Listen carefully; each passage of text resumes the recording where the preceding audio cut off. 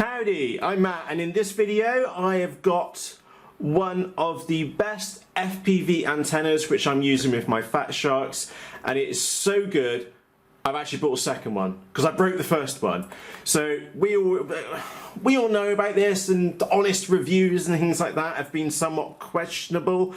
I made a whole video about that which you can read in the top right hand corner or watch in the top right hand corner of your screen. So I thought this would be a really nice video, because how many people can come to you and say that this was so good, when it broke I immediately went and bought a second one. So what are we talking about? So and again, this is like as real life as possible because I've just found a tenner in there. That's happy days. That's going in the coffee fund. Now, I'm sure many of you already know about the Clover antennas, and that's the thing about antennas, is that you don't get something for nothing. And keep that in the back of your mind, because Clover antennas are really good for all-round FPV usage, okay? And they're just great antennas. And again, I got the Diversity, the RX5808, which is still using the default software which it came with this unit. It just works really well. And again, I'll do a link to the top right hand corner for the original review which I did on this antenna and that module as well. So that's like a year old now at least. Anyway, coming back to the topic, the Clover antennas, these are the Aomway ones. It's the only antennas which I use. They're just so reliable. Now, the thing is that what I'm going to do in the top right hand corner here somewhere, I'm going to insert some flight footage, okay? Now, it's really important for you to take a look at that footage, because what you're going to be seeing is me ducking in and around trees through really tight gaps. Now, do note that footage is in the winter and most of the leaves have come off the trees, so we don't have too much of an issue with multipathing or interference per se. And also keep in the back of your mind is that you may spot me stood on the flight line, but normally I might be stood 500 meters that way and still doing the same kind of thing-ish, if you take my drift. Now, the reason why I'm able to do that is because that I'm using a cloverleaf antenna like this for all the up close and just general flying around stuff, which is fantastic. However, when I get into the trees and we're darting in and around trees, as you can see in the flight footage over there in the top left hand corner, top left hand corner, is that you need a directional antenna.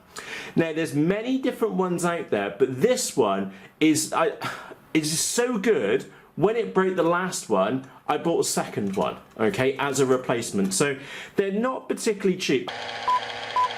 Actually, I'm wrong. I'm here editing the video, and I'm going to take that last statement back. They are cheap because they're on Banggood for just $14, which is peanuts in the scheme of things. So yeah, when I say they're not particularly cheap, no, that's not the case at all. They are affordable, to say the least.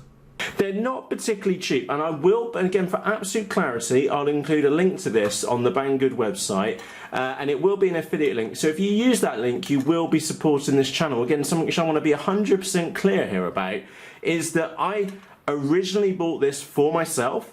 I've used the first one to the point it broke, and I'll point out the bit which it broke in a moment, and it was so good I've bought myself a second one, okay?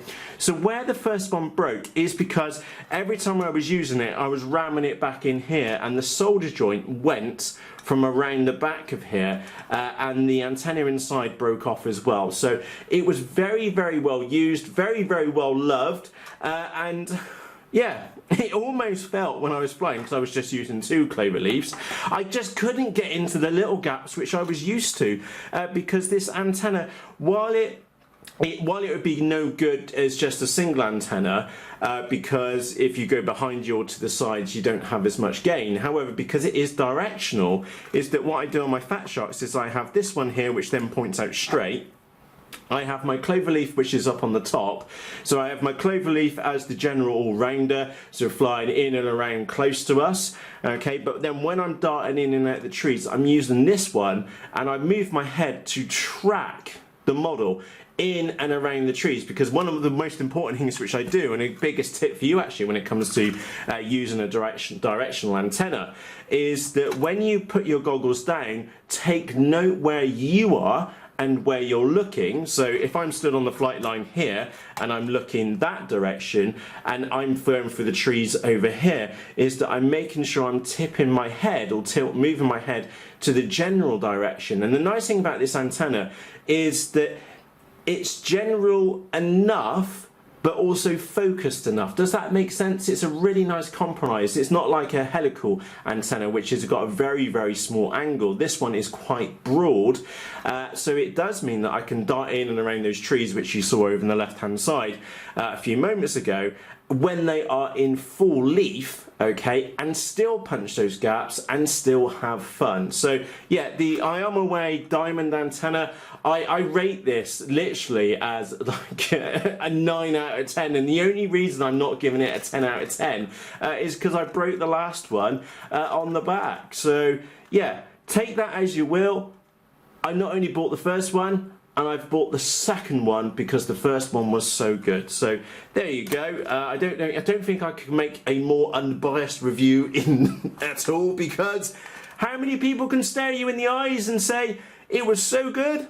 When I broke it, I bought a second one. Hey, hey. So with that said, for myself, Matt, I'd like to say a massive thank you to you for taking the time to watch this episode.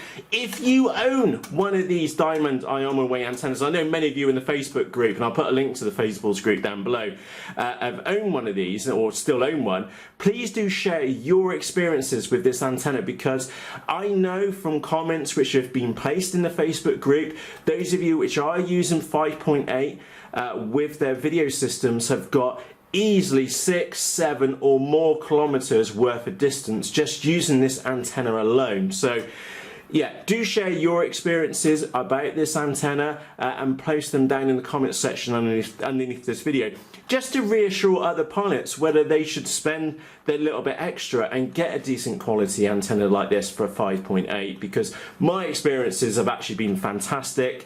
But please do share your experiences so that it can reconfirm that this really is a great antenna for 5.8.